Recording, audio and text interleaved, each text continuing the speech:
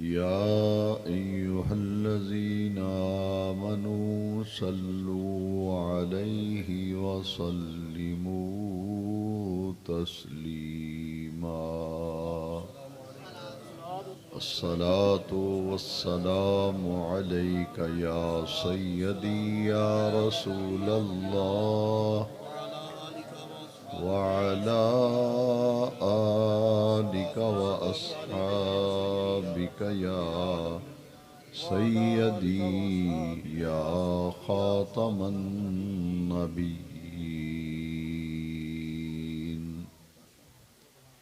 معزز و محترم سامعین و حاضرین کرام، آج کی یہ بابرکت اور نورانی محفل پاک ایک ایسے موقع پر منعقد کی گئی ہے کہ عزیز گرامی نے حفظ قرآن کی سعادت حاصل کی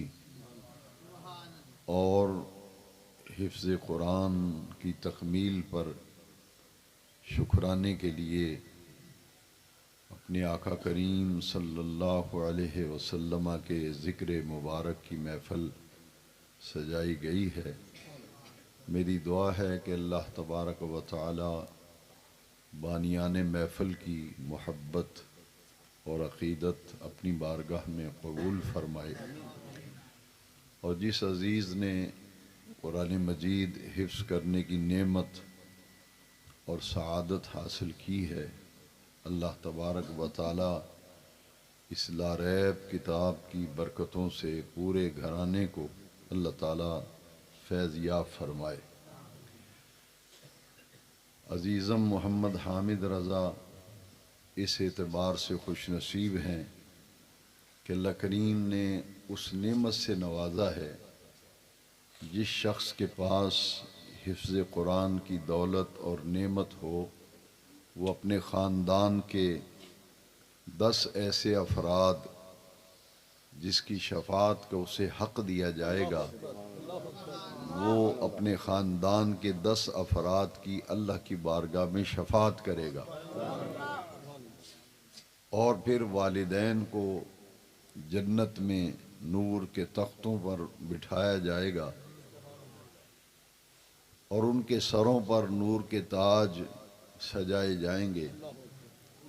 لوگ حیران ہوں گے کہ جنت کا نورانی ماحول ہے، نورانی تخت ہیں جس پر ایک مرد بیٹھا ہے، ایک عورت بیٹھی ہے، اور ان کے سروں پر نور کے تاج رکھے گئے ہیں، تو لوگ تعجب کریں گے، حیران ہوں گے، یہ کون خوش نصیب ہیں جن کو جنت میں اللہ کریم نے اتنی عزتیں عطا فرمائی ہیں۔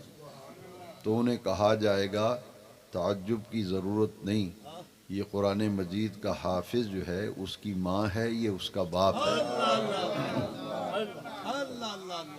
یہ حافظ قرآن کے والدین ہیں، ان کی ماں ہے اور باپ ہے، جن کے سروں پر نور کے تاج سجائے گئے ہیں اور جنہیں نور کے تختوں پہ بٹھایا گیا ہے۔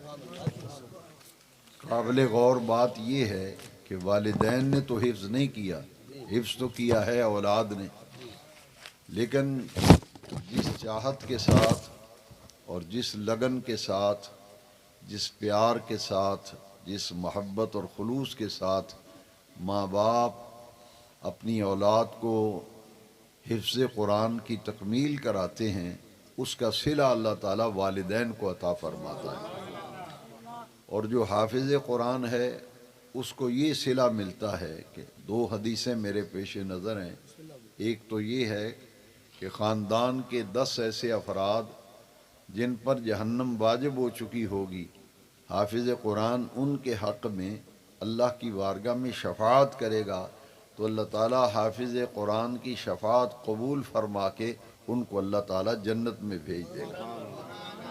اور دوسری حدیث شریف میں 4 یا 7 پشتوں کا ذکر ہے کہ حافظ قرآن کو حق دیا جائے گا کہ اپنے خاندان کی 4 یا 7 پشتوں کو اللہ کی بارگاہ میں شفاعت کرو۔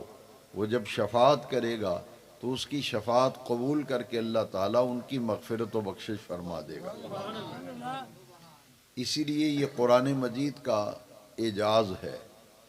دو معجزے اللہ تعالیٰ نے میرے نبی کریم علیہ السلام کو ایسے عطا فرمائے ہیں جو 1.25 لاکھ نبیوں میں 313 یا 315 رسولوں میں کسی کو اللہ تعالیٰ نے وہ دو معجزے عطا نہیں فرمائے جو میرے آقا کریم کو عطا فرمائے۔ ان معجزوں میں سے سب سے اونچے درجے کا معجزہ قرآن مجید ہے۔ دنیا میں کسی کتاب کا کوئی حافظ نظر نہیں آئے گا۔ 4 مشہور آسمانی کتابیں ہیں نا، حضرت داؤد علیہ السلام پر زبور اتری، حضرت موسیٰ کلیم اللہ پر تورات نازل کی گئی، حضرت عیسیٰ علیہ السلام پر انجیل نازل ہوئی۔ نہ کوئی تورات کا حافظ ہے، نہ کوئی زبور کا حافظ ہے، نہ کوئی انجیل کا حافظ ہے۔ حافظ اگر کوئی ملے گا تو آپ کو قرآن مجید کے حافظ ملے گا۔ یہ معجزہ ہے قرآن مجید کا، اور دنیا کی کسی کتاب کا کوئی حافظ دنیا میں موجود نہیں۔ یہ واحد کتاب ہے جو آسمانی کتاب ہے، کلام الہی ہے، منزل من اللہ ہے۔ اس کے حافظ ہر بستی میں آپ کو ہر گلی میں نظر آئیں گے۔ یہ قرآن پاک وہ معجزہ ہے جو حضور کے معجزات میں سے اونچے درجے کا معجزہ ہے۔ اور پھر یہ ایسی عظیم کتاب ہے کہ جب حافظ قرآن جنت میں جائے گا تو حافظ قرآن کو حکم ہوگا کہ یہ جنت کے جو درجات ہیں نا، جیسے نیچے والی منزل سے اوپر والی منزل پہ جانا ہو تو آدمی سیڑھی اختیار کرتا ہے، سیڑھی کے راستے اوپر جاتا ہے۔ تو جنت کے درجات ہیں، جنت کی منزلیں ہیں۔ حافظ قرآن سے کہا جائے گا کہ قرآن مجید کی منزل کا آغاز کرو، منزل شروع کر دو، اور یہ جنت کی سیڑھیاں اور درجات چڑھتے جاؤ۔ جہاں تمہاری قرآن مجید کی منزل ختم ہوگی وہی جنت میں تیرے ٹھہرنے کی جگہ ہوگی۔ حافظ قرآن جب جنت میں جائے گا تو نیچے سے اوپر والے درجے کی طرف جانے لگے گا، قرآن مجید کی تلاوت شروع کرے گا، اور تلاوت جب شروع کرے گا وہ تلاوت کرتا جائے گا، قرآن پڑھتا جائے گا، جنت کے درجات طے کرتا جائے گا، اور جہاں اس کی منزل ختم ہوگی، اس قرآن مجید کی آخری سورہ جب مکمل ہوگی تو جس مقام پر وہ منزل ختم ہوگی جنت میں اس کے ٹھہرنے کا وہی محل ہوگا۔ لیکن حدیث شریف بہت پیاری ہے کہ جنت میں جب جائے گا تو قرآن شریف پڑھنا شروع کرے گا تو کیسے پڑھے گا؟ جیسے تراویح میں پڑھتے ہیں کہ یعلمون اور تعلمون کے سوا کچھ سمجھ نہ آئے، ایسے نہیں۔ حدیث شریف ہے تو اسے کہا جائے گا کہ تیز تیز جیسے تراویح میں لوگ پڑھتے تھے اس طرح نہیں پڑھنا کہ پڑھنے والے کو، سننے والے کو سمجھ ہی نہ آئے کیا پڑھا جا رہا ہے۔ حدیث شریف کے لفظ ہیں، اسے کہا جائے گا منزل شروع کر، ورتل کما ترتل فی الدنیا، ورتل کما ترتل فی الدنیا، قرآن کی منزل ایسے پڑھ کے سننے والے کو ایک ایک حرف جدا جدا سمجھ آئے، ترتیل سے پڑھنا۔ ورتل کما ترتل فی الدنیا، جس طرح دنیا میں ٹھہر ٹھہر کر، ٹکا ٹکا کر ایک ایک حرف بڑی سنجیدگی کے ساتھ سوچ سمجھ کر غور سے پڑھتا تھا کہ ایک ایک حرف جدا جدا سمجھ آتا تھا، حافظ قرآن سے کہا جائے گا ترتیل سے قرآن پڑھ، ٹھہر ٹھہر کر سکون سے قرآن پڑھ، جنت کی منزلیں طے کرتا چلا جا، جہاں تیری منزل ختم ہوگی وہی تیرے ٹھہرنے کا مقام ہوگا۔ یہ عظیم کتاب جو ہے وہ قرآن مجید ہے۔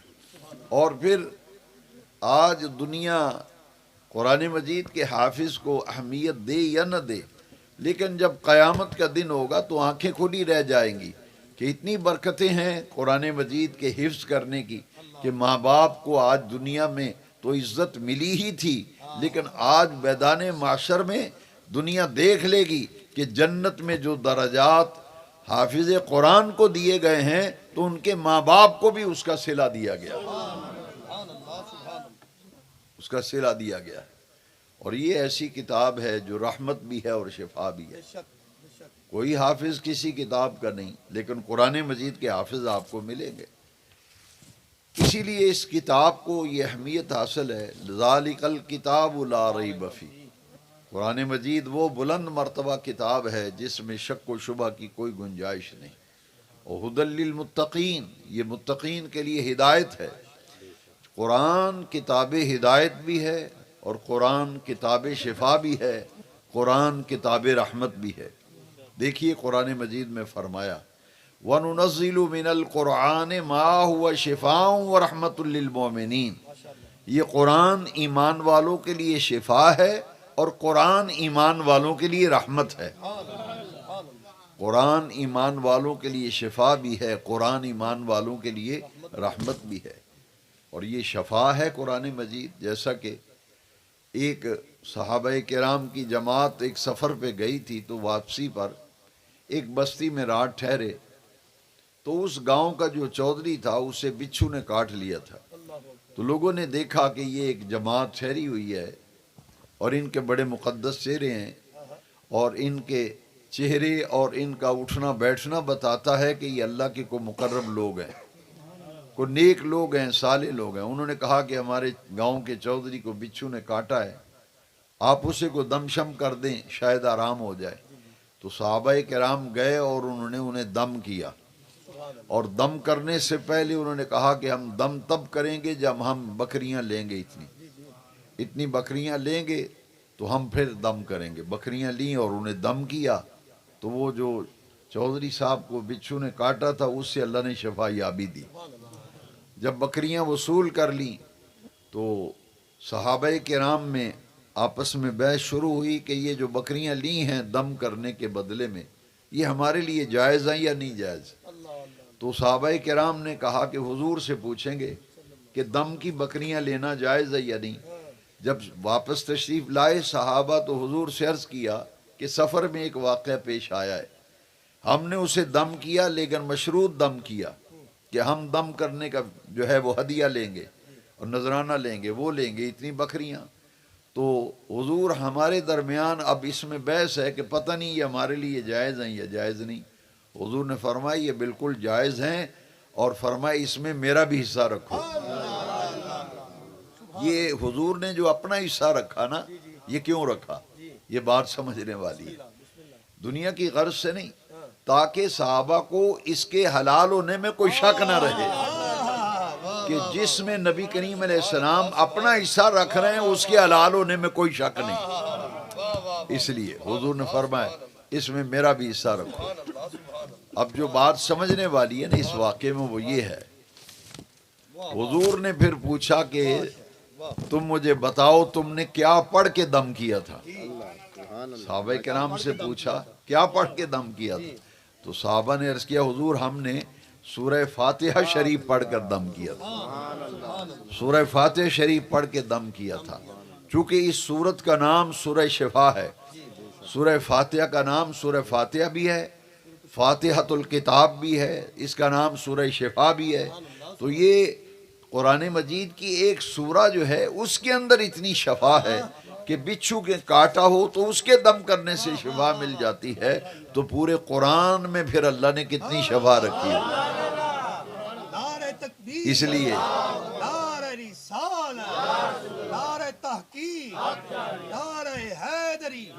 اسی لیے قرآن پاک نے خود فرمایا وَنُنَزِّلُ مِنَ الْقُرْآنِ مَا هُوَ شِفَاءٌ وَرَحْمَةٌ لِّلْمُؤْمِنِينَ وَلَا يَزِيدُ الظَّالِمِينَ إِلَّا خَسَارًا۔ عجیب بات ہے، قرآن مجید ایک ہے، اس کی تاثیریں دو ہیں، تاثیریں دو ہیں۔ فرمایا کہ قرآن شفا بھی ہے، قرآن رحمت بھی ہے، کن کے لیے؟ للمومنین، ایمان والوں کے لیے قرآن شفا بھی ہے، رحمت بھی ہے۔ اور پھر آگے اسی آیت کا اگلا حصہ ہے وَلَا يَزِيدُ الظَّالِمِينَ إِلَّا خَسَارًا۔ ظالم جب قرآن پڑھے گا تو اسے خسارے کے سوا کچھ نہیں ملے گا۔ قرآن ایک ہے، اس کی دو جہتیں ہیں، اور جو تاثیریں ہیں وہ دو جہتیں اور دو تاثیریں کیا ہیں کہ ایمان والوں کو تو قرآن سے شفا مل رہی ہے، ایمان والوں کو قرآن سے رحمت مل رہی، اور ظالم لوگ جو ہیں وہ قرآن سے سوائے خسارے کے انہیں کچھ نہیں حاصل ہوتا۔ اس لیے قرآن سے فائدہ اٹھانے کے لیے اور قرآن کی شفا کے لیے اور قرآن کی رحمت لینے کے لیے ایمان ضروری ہے، ایمان ضروری ہے۔ للمومنین وَنُنَزِّلُ مِنَ الْقُرْآنِ مَا هُوَ شِفَاءٌ وَرَحْمَةٌ لِّلْمُؤْمِنِينَ، یہ رحمت اور شفا ہے مگر صرف ایمان والوں کے لیے۔ لہذا ایمان کس کا نام ہے؟ الا لا ایمان لمن لا محبت لا، ایمان جو ہے وہ مدینے والے آقا کی محبت کا نام ہے۔ جو حضور کی محبت رکھ کے قرآن پڑھتا ہے، قرآن اس کے لیے شفا ہے، قرآن اس کے لیے رحمت ہے، اور جو حضور سے بغض رکھ کے قرآن پڑھے گا، حضور سے عداوت رکھ کے قرآن پڑھے گا، تو اس کو قرآن سے خسارے کے سوا کچھ نہیں ملے گا۔ وَلَا يَزِيدُ الظَّالِمِينَ إِلَّا خَسَارًا۔ اور اس میں ایک حدیث بھی تائید کرتی ہے، قرآن ایک ہے، تاثیریں دو ہیں۔ حضور کی حدیث ہے رب قارئ للقرآن والقرآن یلعنہ، حضور فرماتے ہیں بہت سے قرآن پڑھنے والے ایسے ہیں، وہ قرآن پڑھتے جاتے ہیں، قرآن ان پہ لعنت کرتا ہے۔ یہ جو ہم آپس میں بیٹھ کے باتیں کرتے ہیں، نہیں جی سب بھی قرآن پڑھتے ہیں، سبھی قرآن پڑھتے ہیں، کسی کو برا نہ کہو، لیکن حضور فرماتے ہیں ایک قرآن پڑھنے والا وہ ہے جو قرآن پڑھتا جاتا ہے اسے رحمتیں مل رہی ہیں، ایک قرآن پڑھنے والا وہ ہے جو رحمتیں بھی مل رہی ہیں، شفا بھی مل رہی ہے، اور ایک وہ ہے جو قرآن پڑھ رہا ہے اور قرآن اس پہ لعنتیں برسا رہا ہے۔ رب قارئ للقرآن والقرآن یلعنہ، اس پہ قرآن لعنت کرتا ہے، پڑھ وہ بھی قرآن رہا ہے، پڑھ یہ بھی قرآن رہا ہے۔ پتہ یہ چلا جو قرآن پڑھ کر مصطفیٰ کی شان بیان کرے، قرآن اس کے لیے رحمت بن جاتا ہے، قرآن اس کے لیے شفا بن جاتا ہے، اور جو قرآن پڑھ کر مصطفیٰ کریم کی توہین کرے، قرآن اس پہ لعنت بھیجتا ہے۔ قرآن تو حضور کی شان کو اجاگر کرنے کے لیے آیا ہے۔ تو یہ قرآن مجید کا اعجاز ہے، دنیا میں کوئی کتاب اس اصلی حالت کے اندر محفوظ نہیں۔ تورات کلام الہی ہے، لیکن جس حالت میں نازل ہوئی پوری دنیا میں موجود نہیں۔ تورات میں تبدیلی کر دی گئی، زبور نازل کی گئی، زبور بھی بدل دی گئی، انجیل کے اندر تبدیلی کر دی گئی۔ اب کتنے فرقے ہیں مسلمانوں میں، لیکن قرآن سب کے پاس ایک ہی ہے، قرآن سب کے پاس ایک ہی ہے۔ یہ قرآن مجید کا اعجاز ہے۔ تورات اس وقت مارکیٹ میں آپ کوئی آدمی انجیل خریدنے جائے نا، دکاندار سے کہے گا میں نے انجیل لینی ہے، تو وہ کہے گا یار انجیلیں 4 ہیں، تو نے کون سی لینی ہے؟ ایک لوکا کی انجیل، ایک متی کی انجیل، ایک یوحنا کی انجیل، ایک انجیل برنباس، 4 انجیلیں ہیں تو کون سی لیں گے؟ اناجیل انہیں کہتے ہیں۔ تو بھائی 4 انجیلیں تو مارکیٹ میں موجود ہیں، یہ لوکا کی انجیل، یہ جو 4 نام ہیں نا، لوکا، متی، یوحنا اور برنباس، یہ حضرت عیسیٰ علیہ السلام کے حواریوں کے نام ہیں۔ میرے آقا کے جو صحابی ہیں، عیسیٰ علیہ السلام کے جو صحابی ہیں انہیں حواری کہتے ہیں قرآن کی زبان میں۔ تو جو حضرت عیسیٰ علیہ السلام کے 4 حواری تھے، صحابی تھے، ان کے نام سے منسوب ہو گئی۔ ایک وہ حواری تھا لوکا، متی، یوحنا، برنباس، تو ان کے ساتھ منسوب ہو گئی۔ لیکن اتنے فرقے بن گئے، اتنے عقیدے بن گئے، قرآن ایک ہی ہے سب کے پاس، جس کی زبر زیر میں کوئی تبدیلی نہیں کر سکا۔ تو یہ قرآن مجید کے برحق ہونے، کلام الہی ہونے، منزل من اللہ ہونے کی سب سے بڑی دلیل ہے، اور یہ قرآن کا اعجاز ہے کہ اتنے مسالک ہیں لیکن قرآن سب کے پاس ایک ہی ہے۔ کیوں؟ کسی آسمانی کتاب کی حفاظت کا ذمہ رب نے نہیں لیا، لیکن قرآن کی حفاظت کی ذمہ اللہ نے لیا ہے۔ جتنی آسمانی کتابیں نازل ہوئیں تبدیل کر دی گئیں، ان میں ہر بندے نے اپنی مرضی سے لفظ بدل دیے، قرآن میں کوئی نہیں بدل سکا، نہ کوئی بدل سکے گا۔ کیوں؟ بے نیاز رب نے فرمایا اِنَّا نَحْنُ نَزَّلْنَا الذِّکْرَ وَإِنَّا لَهُ لَحَافِظُونَ، ہم نے اس ذکر کو یعنی قرآن مجید کو نازل کیا ہے، ہم خود ہی اس قرآن مجید کی حفاظت کریں گے۔ تو قرآن مجید کی حفاظت کا ذمہ اللہ نے لیا ہے۔ تو خوش نصیب ہیں وہ لوگ جن کو حفظ قرآن کی نعمت ملتی ہے۔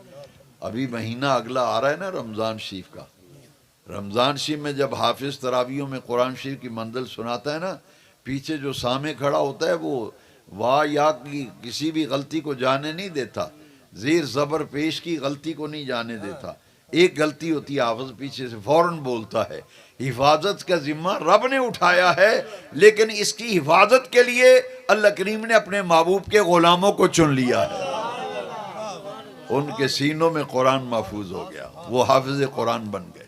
لہذا قرآن شریف پڑھتے ہوئے کو زیر زبر کی بھی غلطی کرتا ہے تو پیچھے کڑا حافظ پکڑ لیتا، وہ جانے نہیں دیتا۔ یہ ہے قرآن مجید کا اعجاز۔ تو کتنے خوش نصیب ہیں وہ لوگ جن کے بچوں کو اللہ کریم نے یہ نعمت عطا فرمائی، اور عزیز محمد حامد رضا قادری خوش نصیب ہیں کہ اللہ کریم نے انہیں اس نعمت سے نوازا ہے۔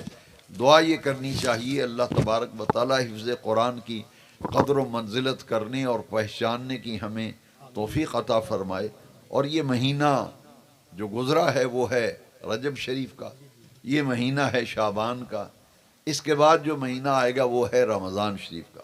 یہ 3 مہینے آپس میں جڑے ہوئے ہیں، اور حضور نبی کریم علیہ السلام جب یہ جو مہینہ گزرا ہے رجب شریف، یہ مہینہ آتا تھا نا تو حضور ایک دعا فرماتے تھے۔ حضرت انس رضی اللہ عنہ اس حدیث کے راوی ہیں، اور مشہور محدث ابن عساکر نے اسے نقل کیا ہے۔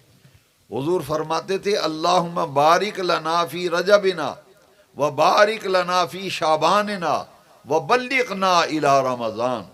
حضور فرماتے تھے باری تعالیٰ اس رجب کے مہینے میں ہمارے لیے برکتیں عطا فرما، شعبان کے مہینے میں ہمارے لیے برکتیں عطا فرما، اور ہمیں رمضان شریف کے مہینے تک پہنچا دے۔ 3 مہینے یہ جڑے ہوئے ہیں، اور شعبان وہ مہینہ ہے جس کو حضور نے فرمایا شعبان و شہری و رمضان و شہر اللہ، فرمایا شعبان میرا مہینہ ہے، رمضان اللہ کا مہینہ۔ تو رجب شریف میں معراج کرائی گئی اپنے محبوب کو، 27ویں رات کو شب معراج ہے، اس رات ہمارے نبی پاک آسمانوں پہ تشریف لے گئے، اور شعبان کے مہینے میں شب برات ہے، اور رمضان شریف کے مہینے میں شب قدر ہے۔ یہ راتیں اللہ تعالیٰ نے ایمان والوں کے لیے بنائی ہے۔ شب برات وہ رات ہے جس رات بندوں کے اعمال نامے اللہ کی بارگاہ میں پیش ہوتے ہیں، اور اگلے سال شب برات تک جس کسی کو جو روزی ملنی ہے وہ اس رات اس کا فیصلہ ہو جاتا ہے، اور اگلے سال شب برات تک جن لوگوں نے فوت ہونا ہے ان کی فہرستیں بن جاتی ہیں، جو بچے پیدا ہونے ہیں ان کے نام لکھوا دیے جاتے ہیں، جو روزی ملنی ہے وہ لکھ دی جاتی ہے۔ یہ شب برات جو ہے اس رات کو آئندہ سال کے تمام امور کا فیصلہ کیا جاتا ہے، اور قرآن مجید میں اللہ کریم نے فرمایا فیہا یفرق کل امر حکیم، یہ وہ رات ہے جس رات ہر حکمت والے کام کو تقسیم کر دیا جاتا ہے۔ تو یہ تینوں مہینے برکت والے، رجب شریف معراج شریف کا مہینہ، یہ شعبان شب برات کی مقدس گھڑیاں اپنے دامن میں لیے ہوئے، اور رمضان تو ہے ہی خیر و برکت کا مہینہ، یہ تمام مہینوں کا سردار ہے رمضان شریف۔ حضور نے فرمایا اگر لوگوں کو پتہ چل جائے کہ ایک رمضان کے مہینے میں کتنی برکتیں ہیں تو لوگ تمنا کریں کاش سارا سال ہی رمضان رہے۔ یہ حضور کی حدیث شریف ہے۔ اس ایک مہینے میں اللہ نے اتنی برکتیں رکھی کہ اگر لوگوں کو علم ہو جائے، پتہ چل جائے کہ اس ایک مہینے میں کتنی برکتیں اللہ پاک نے رکھی ہیں، تو لوگ خواہش کریں، تمنا کریں پورا ساری رمضان شریف رہے۔ اور اس مہینے میں اللہ تعالیٰ اعمال کا بدلہ اتنا بڑھاتا ہے، باقی مہینوں میں ایک نفل ادا کریں تو ایک نفلی نیکی کا ثواب لکھا جاتا ہے، رمضان شریف میں ایک نفلی نیکی کریں ثواب فرض کا لکھا جاتا ہے۔ رمضان شریف کے علاوہ ایک فرض ادا کریں، ایک ہی فرض لکھا جائے گا، لیکن رمضان شریف میں ایک فرض ادا کریں تو 70 فرضوں کا ثواب لکھا جاتا ہے، اس میں اجر بڑھا دیا جاتا ہے۔ اور اس مہینے کو نبی پاک نے 3 حصوں میں تقسیم کیا رمضان کو، فرمایا اولہ رحمت و اوسطہ مغفرت و آخرہ عتق من النار، پہلے 10 دنوں میں اللہ کی رحمت ہے، دوسرے 10 دنوں میں رمضان کے دوسرے 10 دنوں میں مغفرت تقسیم کی جاتی ہے، اور آخری 10 دنوں میں جہنم سے نجات اور آزادی مل جاتی ہے۔ تو یہ مہینہ خیر و برکت والا ہے، اور شعبان اللہ تعالیٰ نے ہمیں اس لیے دیا ہے کہ اس مہینے میں رمضان شریف کی تیاری کریں۔ یہ رمضان شریف کی تیاری کا مہینہ ہے، اور شب برات جو ہے یہ دراصل رمضان شریف کے مہینے کے استقبال کے لیے اللہ تعالیٰ نے یہ رات بنائی ہے۔ 15 دن پہلے آپ اندازہ فرماؤ، وہ مہینہ رمضان شریف کا جس کا استقبال 15 دن پہلے ہو رہا ہے، یہ اللہ کا مہمان ہے، ہر سال ہمارے پاس آتا ہے۔ تو جس مہمان کا استقبال اللہ تعالیٰ 15 دن پہلے کرا رہا ہے، کتنا عظیم مہمان ہوگا جس کا استقبال 15 دن پہلے رب کرا رہا ہے۔ رمضان شریف کا استقبال شب برات کو کیسے استقبال ہے؟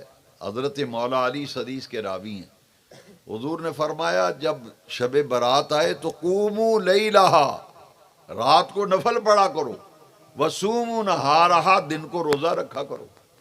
شب برات کو رات کو نفل پڑھنے اور دن کا روزہ رکھنا۔ اب اندازہ فرماؤ، یہ ہے استقبال کہ شب برات آئے تو رات کو نفل پڑھ کر رمضان شریف کے مہینے کی تراویح کی تیاری کرو۔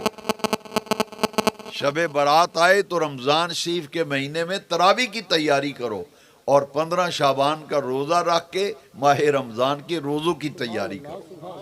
15 دن پہلے استقبال کرا رہا اللہ تعالیٰ۔ خوش نصیب ہیں وہ لوگ جو دین کے ساتھ وابستہ ہیں، جن کو اللہ کریم نے دین کی سمجھ دی ہے، جو دین سے محبت کرتے ہیں، دین کی باتیں سیکھنا چاہتے ہیں۔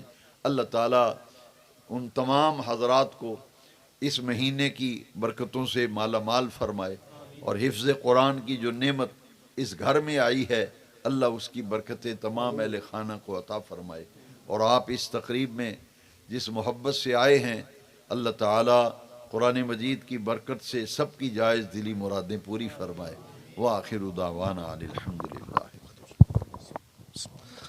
أعوذ بالله